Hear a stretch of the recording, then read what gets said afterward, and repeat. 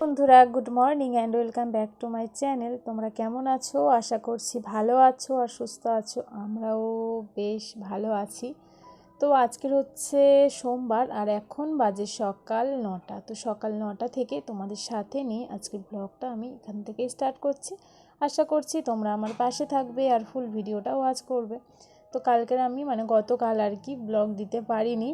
কারণটা হচ্ছে কি, আমার হাজব্যান্ডের শরীরটা খুবই খারাপ আর কি। তো ওই আর কি, বাড়িতে অসুস্থ কেউ থাকলে না আর ভালো লাগে না ঠিকঠাক। নিজেদের শরীর অসুস্থ হলে দেখবে তাও ম্যানেজ করে না করা যায়, আমি তো করি।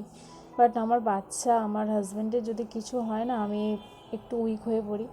আর বলতে গেলে ওদেরকে সামলানোর কেউ নেই, আমি আমাকেই করতে হয় সব কিছু। তো ওই জন্যই আর কি আর ভালো লাগছিল না গো, মনের জোর পাচ্ছিলাম না। তো ওই জন্যই আর কি ব্লগটা দেওয়া হয়নি। আর ব্লগ ভিডিও করলাম আর পোস্ট করে দিলাম তেমন তো কিছু না, অনেক টাইম দিতে হয়, এডিট করতে হয়।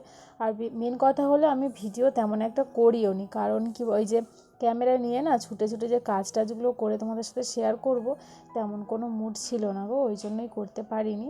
তো যাই হোক, আমি জানি আমার চ্যানেলের যতটা গ্রোথ হয়েছিল বসে গেছে, কিচ্ছু করার নেই। আমার যা হবে এইরকমভাবেই আমাকে করতে হবে। আর তোমাদের সাপোর্ট ভালোবাসা যদি থাকে তো আমি পারবো, আর না হলে জানি না কি হবে। তো যাই হোক, সব কিছু নিয়ে আজকের সব কিছু ম্যানেজ করে আর কি আজকে থেকে আবার ব্লগটা স্টার্ট করছি। তো এই যে দেখো, সকাল সকাল উঠে হাজব্যান্ডকে ওষুধ দেওয়া, তারপর সব কিছু ওদিকে হয়ে গেছে। মেয়েকেও খাইয়ে দিলাম, দুধ খাইয়ে দিয়ে আমি একটু চা খেলাম, খেয়ে এখন চলে এসেছি ওপরে। না সত্যি ডিপ ক্লিনিং ক্লিনিংয়ের কাজগুলো একদমও করা হচ্ছে না। কাকিমা তো সকালবেলা এমনি ঘর মুছে ঝাঁট দিয়ে যাচ্ছে প্রত্যেক দিন, যেটা হয়। কিন্তু আমি যে আমার এই ফার্নিচারগুলো আছে না, এগুলো একদমও ক্লিনিং করতেই পারছি না, কারণ একদমও টাইম পাচ্ছি না। তো আজকের ওই চেঞ্জ করে নিলাম চাদরটা ফার্স্ট, তারপরে বালিশের কাভারগুলো চেঞ্জ করলাম না, ওগুলো ঠিক আছে। চাদরটা একটু চেঞ্জ বেশি ঘন ঘন করি, তো বালিশের কভারগুলো চেঞ্জ তেমন একটা করি না, খুব কম, খুব কম বলবো না, হয়তো এরপরে যখন চাদরটা চেঞ্জ করবো তখন হয়তো কভারটা চেঞ্জ করে দেবো, এইরকমভাবেই করি। তো তারপরে যে দেখো, আমি ব্ল্যাঙ্কেটগুলো আর কদিন না ভালোই বেশ গরমও পড়ে গেছে, আর ব্ল্যাঙ্কেটগুলো ভাবছি কেচে এবার তুলে রাখবো। তো ওই জন্যই ভাঁজ টাজ করে রাখলাম, রোদে দেবো ভেবেছিলাম কিন্তু রোদে দেওয়া হয়নি। তো এমনি ভাঁজ করে রাখলাম, রেখে তারপরে কলিংটা দিয়ে আগে ভালো করে আলমারির কাঁচটাকে মুছলাম, কারণ কাঁচটা ধুলো ঘোলা ঘোলা হয়ে গেছিলো। তো তারপরে এই যে দেখো, ওয়ার্ড্রব মুছবো, টিভি যা যা ফার্নিচার আছে আর কি ঘরের মধ্যে, সেগুলোই এখন একটু ক্লিনিং করে নিচ্ছি। বেশি ডিপ ক্লিনিং করব না, কারণ ওদিকে আবার রান্না টান্না আছে, তো সমস্ত দিকটাই ম্যানেজ করতে হবে। তো একটা কাজ নিয়ে পড়ে থাকলে হবে না। তো যাই হোক, এই এই ঘরটা আজকের একটু ক্লিনিংয়ের কাজগুলো করলাম, তো অনেকটাই রিলিফ পাওয়া যায় আর কি, ভালো লাগে। আর বিশ্বাস করো, সব না একদম ধুলোয় স্তর পড়ে গেছে সাদা সাদা। মিনিমাম 2 সপ্তাহ মতো করা হয়নি, আমি যেটা সপ্তাহে 2বার বা 1বার করে থাকি ক্লিনিংয়ের কাজটা, তো সেটা 2 সপ্তাহ হয়ে গেছে আমি কোনো ক্লিনিং করিনি। আর বুঝতেই পারছো তাহলে কি অবস্থা ঘরের ফার্নিচারগুলো। তো তারপরে আমি আর কি খাটটা যে স্টিলের যেই চূড়াগুলো আছে না, ওই দিকটা মোছা হয়ে গেছে, আর এই দিকটা এখন মুছে নিচ্ছি, একদম পুরো সাদা হয়ে গেছে। আর কলিং দিয়ে মুছলে না এই জিনিসটা স্টিলের তো একদম পুরো নতুন চকচকে হয়ে যায়, তো বেশ ভালো লাগে। তো এরপর যাব, গিয়ে একটু টিফিনটা করে দেবো আর কি, খেয়ে নেবে, তারপরে আমি আমার রান্নাবান্না করব। তো প্লিজ বন্ধুরা, তোমরা আমার পাশে থেকো আর কিন্তু ফুল ভিডিওটা ওয়াচ করো। কি রান্না করছি বা সংসারে কি কাজ বাজ করছি সেটা তোমাদের সঙ্গে শেয়ার করব। আমার তো ডেলি ব্লগ, অনেকে বলো যে দিদিভাই একটু অন্যরকম ভিডিও দিও, তো আমি না বুঝতে পারি না যে আমি অন্যরকম ভিডিওটা কীভাবে আনবো এর মধ্যে, কারণ আমার তো ক্যাটাগরি তো ব্লগ, রোজ ডেলি ব্লগ আর কি। আমি ডেলি আমার কাজকর্ম যা করি আমার সংসারে, তো সেটাই আমি তোমাদের সঙ্গে শেয়ার করতে পারি আর করি, আর এর থেকে বেশি আমি কিছু করতে পারবো না গো। এমনিতেই বুঝতে পারছো আমাদের বাড়ির অবস্থা খুবই খারাপ, আমার ঠিকঠাক ডেলি ব্লগ আমার দেওয়া হচ্ছে না। মেয়েদের আর তার মধ্যে দুটো বাচ্চা আছে, সব কিছুটা না ম্যানেজ করে আর উঠতে পারছি না। জানি না কি এইভাবেই হয়তো মানে ব্লগ হয়তো একদিন দুদিন দেবো না, এইভাবেই হয়তো আমার চ্যানেলটাকে বন্ধ করে দিতে হবে। কারণ এখন একটু বিজি হয়ে গেছি, একটু মানে প্রচণ্ড বিজি হয়ে গেছি। তো তারপরে চলে এলাম রান্নাঘরে। এসে এই দেখো পেঁয়াজ কেটে নিচ্ছি। আর আজকে রান্না করব হচ্ছে কি উচ্ছে আলু ভাজা আর একটু বিট বাটা করব, সেটা আমি তোমাদের সঙ্গে শেয়ার করব। এই রেসিপিটা আমি আজকে ফার্স্ট টাইম ট্রাই করব আর কি। তো কেমন হয় রিভিউ আমি তোমাদেরকে অবশ্যই দেব। তো চলো কিভাবে করছি জিনিসটা তোমাদের সঙ্গে আগে শেয়ার করবি, তারপরে রিভিউটা দেব। আর মানে উচ্ছে আলু ভাজা করব, বিট বাটা করব, আর হচ্ছে গিয়ে চিংড়ি মাছের ঝাল করব। তো চিংড়ি মাছের ঝালের জন্য এখানে সমস্ত কিছু মশলা রেডি করে নিয়েছি। পেঁয়াজ, লঙ্কা, কাঁচা লঙ্কা, আদা, রসুন সব কিছু মিক্সিতে পেস্ট করে নেব। আর এদিকে বিট বাটার জন্য বিটটাকে ভালো করে আর কি মানে একটু মোটা মোটা সরু সরু যা ইচ্ছা, আমি তো একটু মোটা মোটা করেই কেটেছি কারণ মিক্সিতে দেবো ওই জন্য। তো তারপর ভাবলাম ওইগুলো যেহেতু একটু পেস্ট করতে টাইম লাগবে, তার মধ্যে যদি উচ্ছে আলুটা হয়ে যায় তো ভালো হবে। ওই জন্য একটু উচ্ছে আলুটা বসিয়ে দিলাম, একটু নুন হলুদ দিয়ে একটু সামান্য অল্প করে জল দেবো, দিয়ে ঢেকে রেখে দিয়ে আর কি চলে যাব এগুলো পেস্ট করতে। তো ফার্স্ট হচ্ছে কি মানে চিংড়ি মাছের ঝালের জন্য আর কি মশলাগুলো পেস্ট করে নিচ্ছি। তো এখানে বললাম আদা, রসুন, পেঁয়াজ আর কাঁচা লঙ্কা, টমেটো দিয়ে পেস্ট করছি। আর বিট বাটাতে আমি দিয়েছি দুটো কাঁচা লঙ্কা, 3-4 কোয়া মতো রসুন দিয়েছি, একটা পেঁয়াজ দিয়েছি। তো সব কিছু দিয়ে বিটটাকে আর কি ভালো করে মিক্সিতে পেস্ট করে নেব। আর আমি এই রেসিপিটা আমার একটা মানে ননদের কাছ থেকেই শিখেছি। তো তার নাম হলো মানে নামটাও নিয়ে নিলাম পিউ। তো ও না বেশ এইসব বাটা মানে এগুলো বেশ ভালো করে, জানো তো। তো ওর কাছ থেকেই শেখা আর কি। জানি না কেমন আমি করতে পারবো। তো মানে তোকে বলছি যদি ভিডিওটা দেখিস প্লিজ কমেন্ট করে যাস, আমি জানি তুই ভিডিও প্রতিদিন দেখিস। তো যাই হোক, এই যে দেখো বিটটা এইরকমভাবে বেটে নিলাম। নিয়ে তারপরে চলো এবার কীভাবে কী করছি তোমাদের সঙ্গে শেয়ার করি। তো ফার্স্ট আমি তেল মানে উচ্ছে আলুর ভাজতে না কড়াটাই আমার এরকম কালো কালো হয়ে গেছে। তো যাই হোক, তেলের মানে কড়ার মধ্যে একটু তেল দিলাম, দিয়ে তারপর কালো জিরে ফোড়ন দিয়ে তারপর আমি আর কি মানে বিট যে বেটে রেখেছিলাম সেটা দিয়ে দিলাম। আর তারপরে মানে ঠিকঠাকই হয়েছিল, জানো তো, বেশ ভালো খেতে হয়েছিল। আর রসুন আর পেঁয়াজটার জন্য বেশি ভালো লাগছে আমার, যেটা মনে হলো। আর মাঝখানে যে কালো জিরেটা দিলাম ওটাও মানে গালে পড়ছিল, ওর ফ্লেভারটাও বেশ যাচ্ছিলো। তো তারপরে যে দেখো আমি ভালো করে মিক্সি থেকে মানে কুড়ে আর কি দিয়ে দিলাম।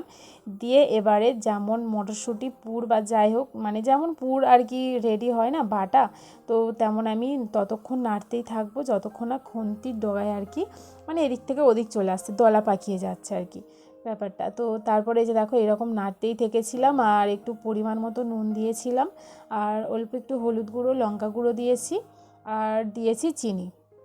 কারণ বিটের মধ্যে চিনিটা না দিলে না ভালো লাগে না, বিটটা একটু মিষ্টি মিষ্টি হলে বেশ ভালো লাগে। আর বিশ্বাস করে এত সুন্দর মানে এত ভালো হয়েছিল না সত্যি, আমার তো মনে হয় বিট ভাজার থেকে বিটের যে বাটাটা এটা আরও বেশি টেস্টি। তো তোমরা যারা মানে অনেকেই হয়তো জানো না, আমি নিজেই জানতাম না। তো আমার মতো অনেকেই আছে হয়তো এই মানে রেসিপিটা করো না মানে করিনি কোনো দিন, করনি কোনো দিন।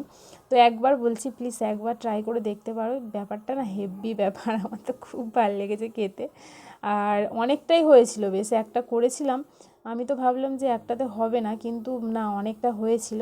আর গরম ভাত দিয়ে তো বেশ দারুণ খাওয়া যায়। তো এইরকমভাবে নাড়তে থেকেছিলাম, নেড়ে নেড়ে না কালারটা এই যে লালচে হয়ে আছে, তো মানে বিটের যে লাল আছে ওইটা একটু কালো মতো খয়েরি খয়েরি মানে কালার হয়ে যাবে।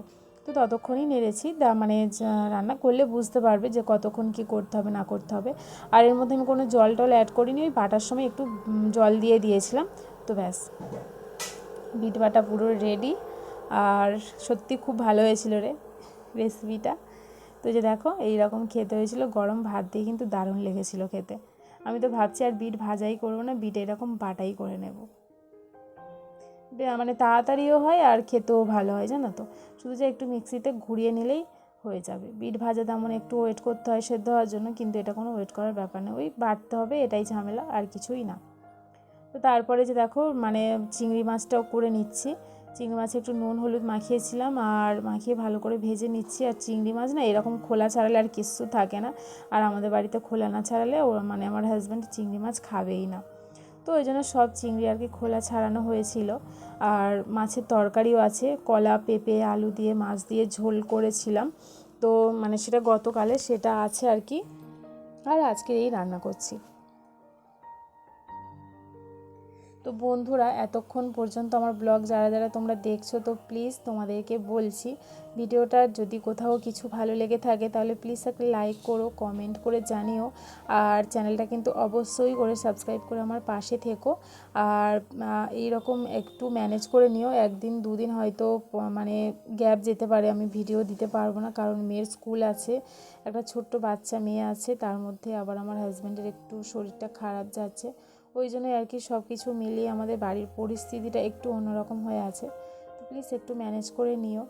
তো তারপরে যে দেখো চিংড়ি মাছের মানে মশলাটা করে নিলাম, পেস্টটা দিয়ে একটু নুন হলুদ লঙ্কা গুঁড়ো দিয়ে ভালো করে মশলাটা কষিয়ে, আর কি হয়েছে জানো তো, কড়াটা না জ্বালিয়ে দিয়ে আমি মানে মশলাটা বসিয়ে দিয়ে আমি কিছু একটা আনতে গিয়েছিলাম, তো তারপরে এসে দেখছি এরকম পুড়ে গেছে, আর গ্যাসটা একটুও কমিয়ে দিয়ে মানে দেওয়াই হয়নি, ফুল মানে ফ্লেমে ছিল আর কি, তো ওই জন্য ধরে গেছে। তো ওই দিকটা আমি আর কিছু করছি না, জাস্ট এই দিক থেকে একটু হালকা করে নেড়ে নিলাম, নেড়ে এবার নামিয়ে নেব। তো এই যে দেখো চিংড়ি মাছের মালাইকারি, মানে মালাইকারি না, নারকেলের মানে দুধটা দেওয়া হয়নি, ঝালই বলবো, তো রেডি। আর চিংড়ি মাছটাও কিন্তু খেতে খুব সুন্দর হয়েছিল। তো তারপর রান্না টান্না কমপ্লিট করে মেয়েকে স্নান করিয়ে দিয়েছি, দিয়ে তারপরে গ্যাস কাউন্টারটা মুছে নিচ্ছি, মুছে নিয়ে তারপরে আমি যাব স্নান করতে, জামা কাপড় কাচার আছে, তারপরে পূজা দেব। তো মোটামুটি সব মিলিয়ে এখন আমার আধা ঘন্টা মতো কাজ করতে হবে, করে তারপর আর কি খাবো, মেয়েকে খাবো, মানে এইসব করবো আর কি। তো বন্ধুরা, এখন হচ্ছে সন্ধ্যাবেলা, এখন চলে এসেছি একটু টিফিন বানাতে। ও নাইট ডিউটি যাবে, আর নাইট ডিউটি গেলে মানে যেহেতু সারা রাত জাগতে হয়, তো ওই জন্য 10টা সাড়ে 10টার মধ্যে বা 11টার মধ্যে খাই নাই, মানে ডিনারটা করে নেয়, তাও সারা রাত জাগলে দেখবে খিদে পায়, ওই জন্য একটু চাউমিন করে দিচ্ছে আর কি, আর আমিও রাতে এটাই খেয়ে নেবো, আর ওকে একটু দিয়ে দেবো। তো ফার্স্ট দুটো ডিমের অমলেট মতো মানে ঝুড়ি করে নেবো আর কি। চাউমিনের মধ্যে না ডিমটা একটু বেশি করে দিলে ভালো লাগে, যেহেতু ডিমের চাউমিন করছি আর কি, আর একটু আলু পেঁয়াজ দেবো এইসব। আর সবজিটা না ও একদমই খায় না, আর আমার যেন মানে সব সময় ভালো লাগে না, সব সময় মানে মাঝে মধ্যে ঠিক আছে, তো রাতে একদমই ভালো লাগে না চাউমিনের সবজি দিতে আমার, আমি ওই জন্য ডিম আর আলু পেঁয়াজ দিয়ে করছি, আর দিনের বেলা যখন হয় তখন সবজি টবজি অ্যাড করি আর কি। তো ডিমের ঝুড়িটা আমার হয়ে গেছে যে দেখো। তারপরে আর কি আমি চাউমিন না গরম জলে করি না, আমি মানে গরম জলে ভিজিয়ে রাখি না, ঠান্ডা জলেই ভিজিয়ে রাখি মিনিমাম 10-15 মিনিট বা আধা ঘন্টা, যতক্ষণ মানে ইচ্ছা ভেজানো যায়, কোনো অসুবিধা নেই। যে গরম জলে করলে যেটা জড়িয়ে যায় না, সেটা ঠান্ডা জলে ভিজিয়ে রাখলে একদম জড়ায় না, কিচ্ছু হয় না, বেশ ভালো হয়। তো তারপর আর কি আলুটা ভেজে নিচ্ছি, ভালো করে ভেজে নিয়ে তারপরে আর কি যেভাবে চাউমিন করে সেভাবেই করে নেব। তো চলো বন্ধুরা, আজকের ব্লগটা এখানেই শেষ করছি, আর ভিডিওটা কেমন লাগলো প্লিজ কমেন্ট করে জানিও, আর তোমরা প্লিজ আমার পাশে থেকো, কিন্তু বারবার রিকোয়েস্ট করছি, হয়তো একদিন দুদিন দেখছো যে ব্লগ দিচ্ছি না বলে এই নয় যে ব্লগ দেবো না, কিন্তু একটু সব কিছু ম্যানেজ করে তো দিতে হবে, তাই না। তো তারপরে যে দেখো পেঁয়াজ দিয়ে দিলাম তেলের মধ্যে, পেঁয়াজ কাঁচা লঙ্কা টমেটো কেটে রেখেছিলাম সেটা কুচিয়ে সেটা দিয়ে ভালো করে একটু ভেজে নিয়ে চাউমিনটাকে দিয়ে দেবো। আর চাউমিনটা একটু ভালো করে ভেজে নিয়েছিলাম, ভাজার পর আর কি যে সাদা হয়ে থাকে না, সেই সাদাটা একটু লাল লাল হয়ে যায় চাউমিনের, মানে হলুদ হলুদ হয়ে যায়, তো তখনই আমি আর কি আলু ভাজা ডিম ভাজাটা দিয়ে ভালো করে নেড়ে চেড়ে ভেজে নিয়েছিলাম। তো এইভাবেই আমি চাউমিনটা করি, আর খেতেও কিন্তু বেশ ভালোই লাগে। তো তোমরা যদি পারো এরকম ট্রাই করতে পারো, আমি জানি আমার থেকে অনেক অনেক ভালোভাবে তোমরা মানে রান্না করতে পারো, তো আমি যেভাবে করি সেটাই তোমাদের সাথে শেয়ার করলাম। তো চলো বন্ধুরা, আজকেরকার মতো টাটা, গুড নাইট, তোমাদের সঙ্গে দেখা হবে আগামীকাল ঠিক সকাল 10টায়।